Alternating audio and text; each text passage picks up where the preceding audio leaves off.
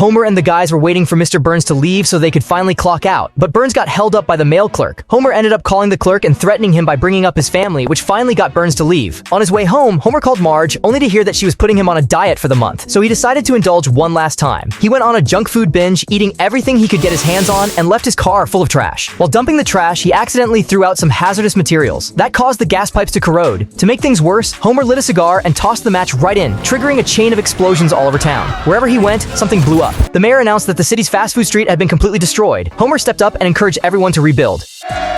In response, the mayor decided to move up the election date and promised to rebuild after the election. This brought a swarm of reporters to Springfield. The whole town became obsessed with the election. Cuties took the chance to mess with the reporters, and Nelson made fun of how some of their shows were about to be canceled. Homer and his friends were invited to share their opinions, but first they had to sit through commercials. Soon everyone in town had chosen a candidate, except The Simpsons. That made all the politicians swarm The Simpsons house, putting on fake over-the-top media stunts. Fed up, Homer kicked them all out and ranted at Moe's about standing up to these phonies. In the end, they all voted for Ralph. The whole thing turned into a huge news story. Lisa was worried, but Homer and Bart just laughed about it. Meanwhile, Burns and his cronies plotted to get rid of Ralph, while others vowed to fully support him.